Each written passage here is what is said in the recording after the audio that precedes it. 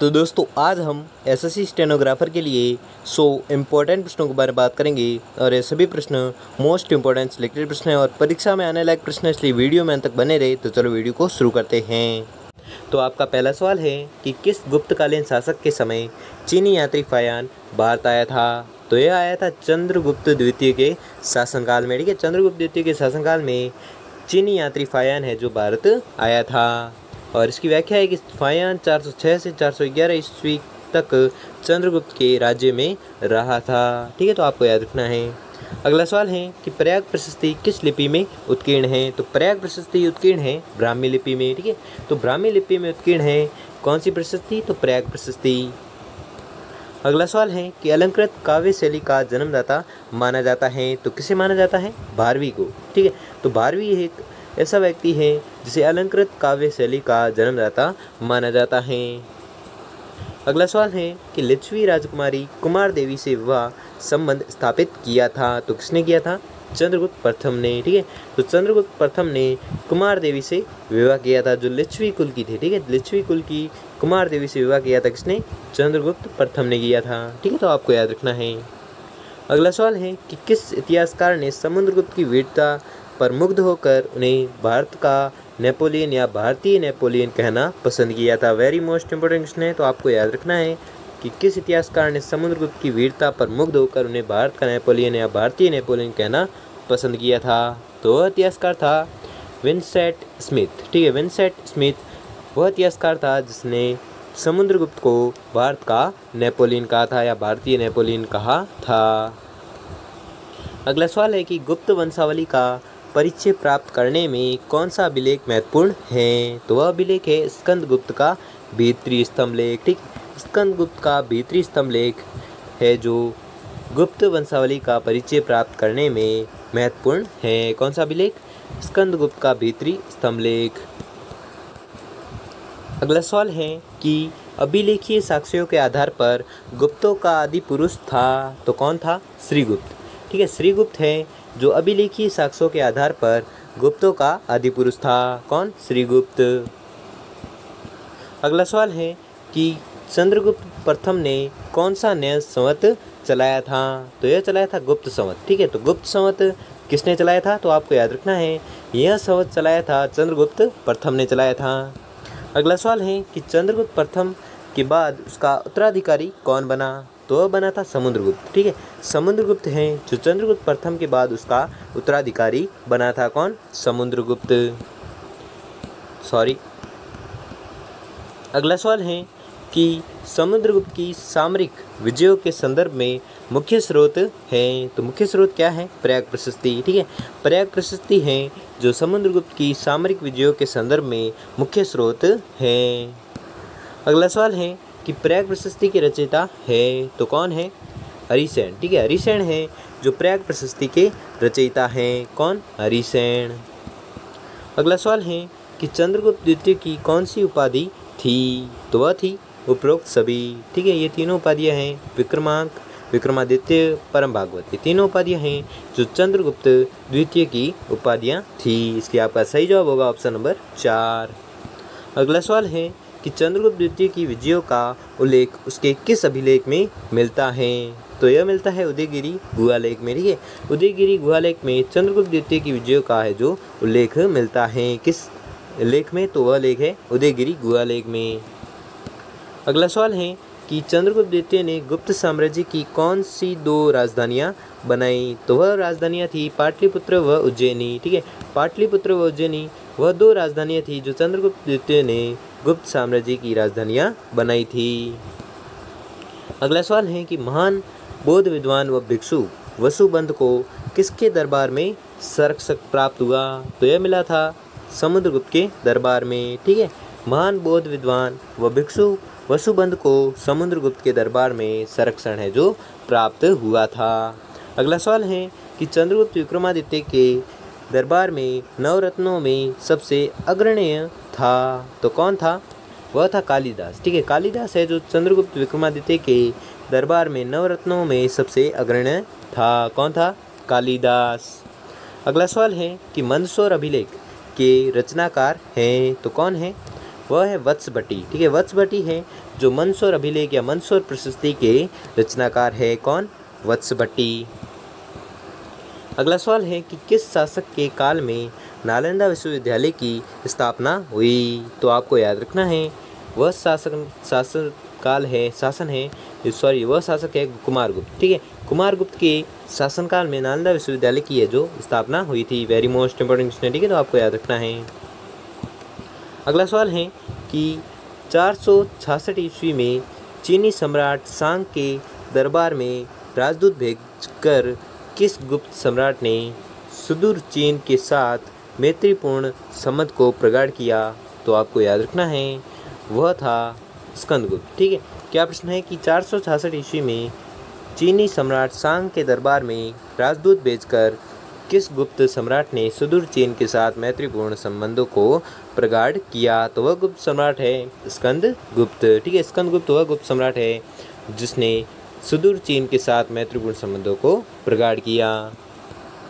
अगला सवाल है कि गुप्तों के पतन का महत्वपूर्ण कारण था। तो महत्वपूर्ण कारण क्या था? 1 व 2 दोनों, 1 व 3 दोनों। ठीक है, तो आपका सही जवाब होगा ऑप्शन नंबर 4। ठीक है, जिसमें क्या है? एक है अयोग्य उत्तराधिकारी और दूसरा क्या है? हुणों का आक्रमण। ठीक है, ये दोनों कारण से गुप्तों के पतन हो गया था। ठीक है, गुप्तों का पतन हो गया था इन दोनों कारणों से। ठीक है, इसलिए आपका सही जवाब होगा ऑप्शन नंबर 4। अगला सवाल है कि भारत में हुणों का प्रथम शासक था। तो कौन था? तोरमान। ठीक है, तोरमान है जो भारत में हुणों का प्रथम शासक था।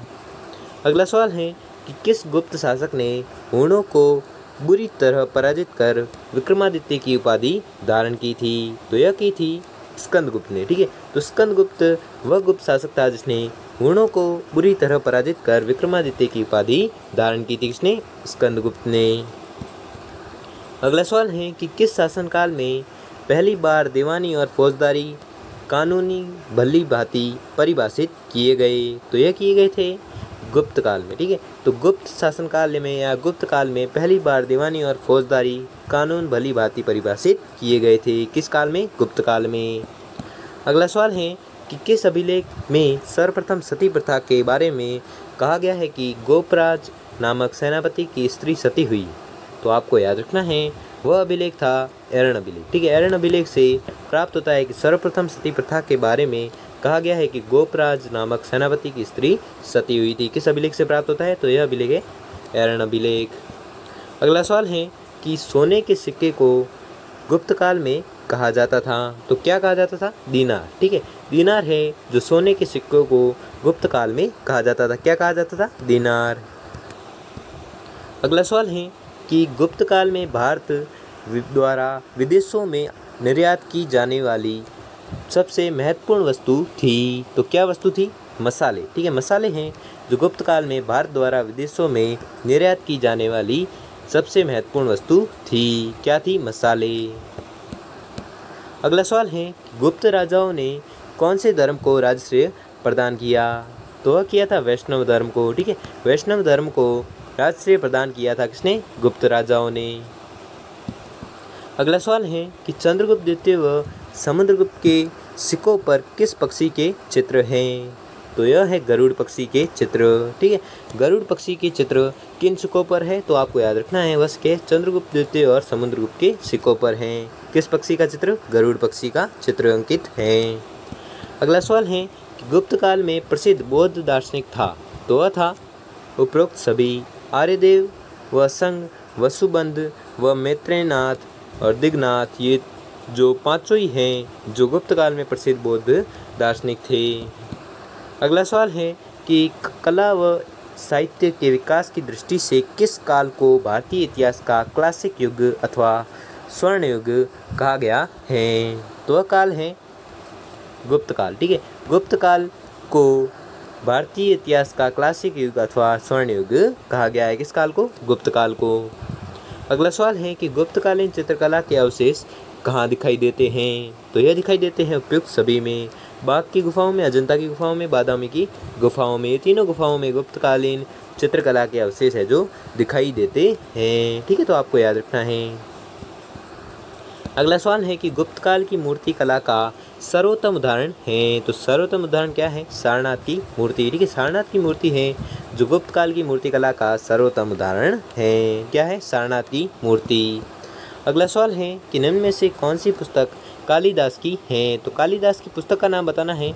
तो कालिदास की पुस्तक का नाम है मालविकाग्निमित्र, अभिज्ञान शाकुंतलम, विक्रमोर्वशीयम व रघुवंशम। ये चारों नाटक हैं जो कालिदास के चारों जो पुस्तकें हैं वो कालिदास की ही है, इसलिए आपका सही जवाब होगा ऑप्शन नंबर 4। अगला सवाल है कि प्रसिद्ध गुप्तकालीन विद्वान भास ने किस पुस्तक की रचना की थी? तो भास ने रचना की थी उपयुक्त सभी, स्वप्नवासवदता, चारुदत्ता, अरुभंग। ये तीनों जो पुस्तकों की रचना की थी यह की थी किसने? भास ने। अगला सवाल है कि विष्णु शर्मा की विश्व प्रसिद्ध पुस्तक है। तो विष्णु शर्मा की विश्व प्रसिद्ध पुस्तक का नाम है पंचतंत्र। ठीक है, पंचतंत्र है जो विष्णु शर्मा की प्रसिद्ध पुस्तक है। अगला सवाल है कि कामसूत्र किस प्रसिद्ध विद्वान की रचना है? तो कामसूत्र है वात्स्यायन की। ठीक है, वात्स्यायन की प्रसिद्ध रचना का नाम क्या है? तो आपको याद रखना है वह है कामसूत्र। ठीक है, कामसूत्र किसकी रचना है? वात्स्यायन की। अगला सवाल है कि महाभारत एवं रामायण का अंतिम रूप से संपादन किस काल में हुआ? तो यह हुआ था गुप्त काल में। ठीक है, गुप्त काल में महाभारत एवं रामायण का अंतिम रूप से संपादन हुआ था। किस काल में? गुप्त काल में। अगला सवाल है कि चंद्रगुप्त द्वितीय ने किस शक शासक को हराया था? तो यह हराया था रुद्र सिंह तृतीय को। ठीक है, रुद्र सिंह तृतीय को किसने हराया था? तो आपको याद रखना है रुद्र सिंह तृतीय को हराया था चंद्रगुप्त द्वितीय ने। ठीक है, जो शक शासक था कौन? रुद्र सिंह तृतीय। अगला सवाल है कि गुप्त युग में किसके निर्माण में भारत यूरोप से आगे था? तो यह था विशाल जलयान के निर्माण में। ठीक है, विशाल जलयान के निर्माण में गुप्त काल में जो भारत है यूरोप से आगे था। किस दृष्टि से या किस संदर्भ में? तो विशाल जलयान के संदर्भ में। अगला सवाल है कि समुद्रगुप्त की प्रयाग प्रशस्ति पर किस मुगल शासक का लेख उत्कीर्ण है? तो आपको याद रखना है वह मुगल शासक है जहांगीर। ठीक है, जहांगीर वह मुगल शासक है जिसके समुद्रगुप्त की प्रयाग प्रशस्ति पर उसका लेख उत्कीर्ण है। किसका? जहांगीर का। अगला सवाल है कि निम्नलिखित में से किसने सर्वप्रथम भारत में परमाणु परिकल्पना को प्रतिपादित किया था? तो किसने किया था? कणाद ने। ठीक है, कणाद ने सर्वप्रथम भारत में परमाणु परिकल्पना को प्रतिपादित किया था। किसने? कणाद ने। अगला सवाल है कि गुप्त काल में भारत का सर्वाधिक व्यापार संपर्क था। तो किसके साथ था? दक्षिण पूर्वी एशियाई के साथ। ठीक है, दक्षिण पूर्वी एशियाई के साथ गुप्त काल में भारत का सर्वाधिक संपर्क था। किसके साथ था? दक्षिण पूर्वी एशियाई के साथ। अगला सवाल है कि मेहरौली के लौह स्तंभ में किस शासक का नाम है? तो यह नाम है चंद्रगुप्त का नाम है। ठीक है, मेहरौली के लौह स्तंभ में किस शासक का नाम है? तो आपको याद रखना है यह नाम है चंद्रगुप्त का। अगला सवाल है कि भीतरी अभिलेख में किसकी विजय का विवरण है? तो यह विवरण है स्कंदगुप्त की विजय का। ठीक है, किस में वर्णन है? भीतरी अभिलेख में किसकी विजय का वर्णन है? तो आपको याद रखना है यह विजय है स्कंदगुप्त की विजय का वर्णन, यह विवरण। ठीक है, अगला सवाल है कि कौन सा गुप्त वंशीय शासक 100 युद्धों का विजेता माना जाता है? तो वह है समुद्रगुप्त। ठीक है, समुद्रगुप्त वह गुप्त वंश का शासक है जो 100 युद्धों का विजेता माना जाता है। कौन? समुद्रगुप्त।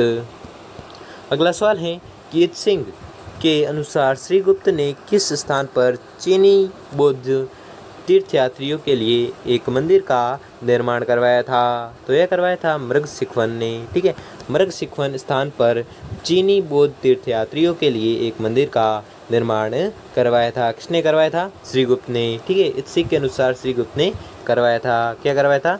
मृगशिखवन का मृगशिखवन स्थान पर चीनी यात्रियों के लिए या चीनी बौद्ध तीर्थयात्रियों के लिए एक मंदिर का निर्माण करवाया था।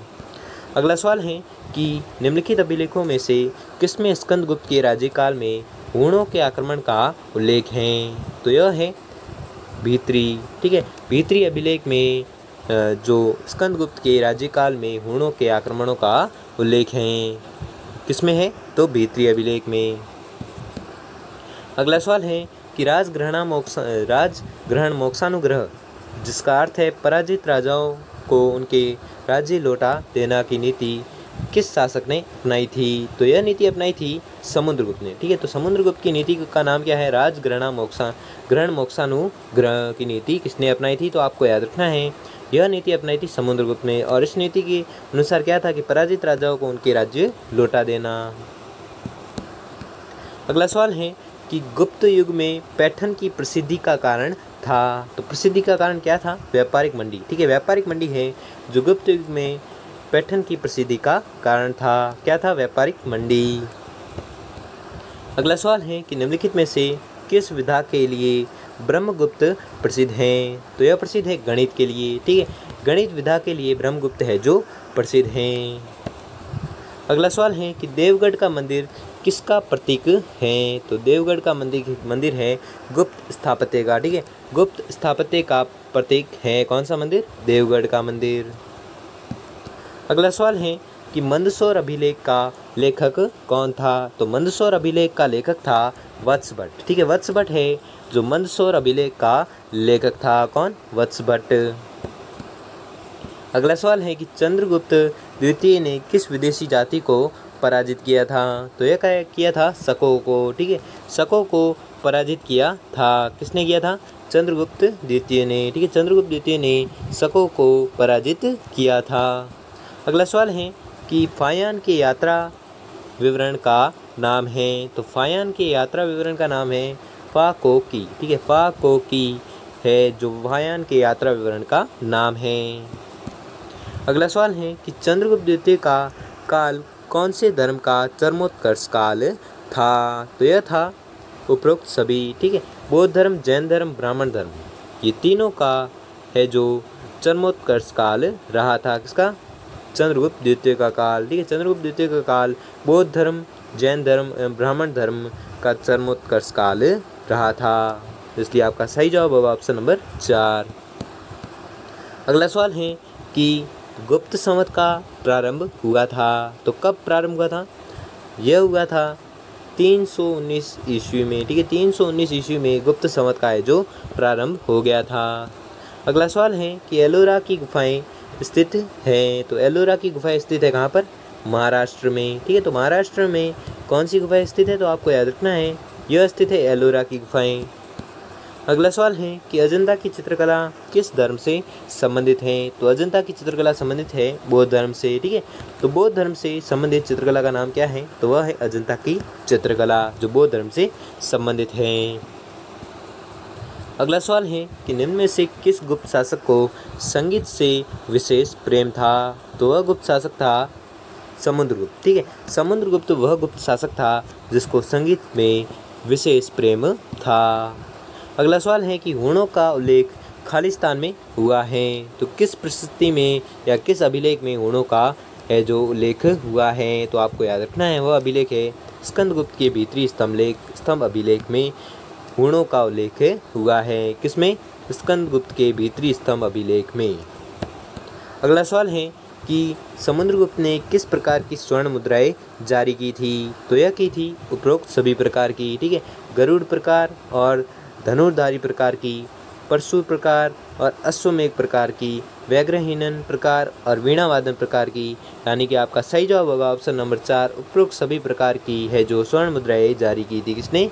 समुद्रगुप्त ने। ठीक, अगला सवाल है कि निम्नलिखित में से समुद्रगुप्त के अभिलेख प्रमाण कौन से हैं? तो वह है उपयुक्त सभी। ठीक है, प्रयाग प्रशस्ति, नालंदा व गया ताम्रपत्र और अहरण स्तंभ लेख, ये तीनों हैं जो समुद्रगुप्त के अभिलेख प्रमाण हैं। ठीक है, तो आपको याद रखना है, इसलिए आपका सही जवाब होगा ऑप्शन नंबर 4, उपयुक्त सभी। अगला सवाल है कि गुप्त प्रशासन में प्रथम कुलीन पदाधिकारी से तात्पर्य है। तो क्या तात्पर्य है? इससे तात्पर्य है कि मुख्य शिल्पी। ठीक है, मुख्य शिल्पी से तात्पर्य है क्या? गुप्त प्रशासन में प्रथम कुलीन पदाधिकारी से तात्पर्य क्या है? मुख्य शिल्पी। अगला सवाल है कि किस गुप्त शासक ने मुद्राओं पर गरुड़ के स्थान पर मयूर का अंकन प्रारंभ किया? तो यह किया था कुमारगुप्त प्रथम ने। ठीक है, कुमारगुप्त प्रथम वह शासक था जिसने मुद्राओं पर गरुड़ के स्थान पर मयूर का अंकन प्रारंभ किया। अगला सवाल है कि गुप्त शासक चंद्रगुप्त प्रथम का उत्तराधिकारी था, तो कौन था? समुद्रगुप्त। ठीक है, समुद्रगुप्त है जो गुप्त शासक चंद्रगुप्त प्रथम का उत्तराधिकारी था। कौन था? समुद्रगुप्त। अगला सवाल है कि गुप्त प्रशासन में धर्म संबंधी मामलों का प्रधान अधिकारी जो सार्वजनिक मंदिरों का भी प्रबंध करता था वह था, तो वह कौन था? विनय स्थिति स्थापक। ठीक है, विनय स्थिति स्थापक जो सार्वजनिक मंदिरों का भी प्रबंध करता था वह कौन है? विनय स्थिति स्थापक। अगला सवाल है और यह आज का अंतिम सवाल है कि चंद्रगुप्त प्रथम ने किस राज्य की राजकुमारी से विवाह कर अपनी स्थिति सुदृढ़ की थी? तो चंद्रगुप्त प्रथम ने किस राज्य की राजकुमारी से विवाह किया था? तो वह थी लिच्छवी राज्य की राजकन्या से या राजकुमारी से विवाह कर अपनी राज्य की स्थिति है जो सुदृढ़ की थी। ठीक है, किस राज्य की थी? वह लिच्छवी राज्य की राजकुमारी थी जिसने विवाह किया था। किसने? चंद्रगुप्त प्रथम ने। ठीक है दोस्तों, आपको वीडियो कैसा लगा हमें कमेंट बॉक्स में कमेंट करके ज़रूर बताएं। अगर आपके लिए यह वीडियो थोड़ा सा भी हेल्पफुल साबित हुआ हो तो वीडियो को लाइक और चैनल को सब्सक्राइब कर लीजिए। धन्यवाद।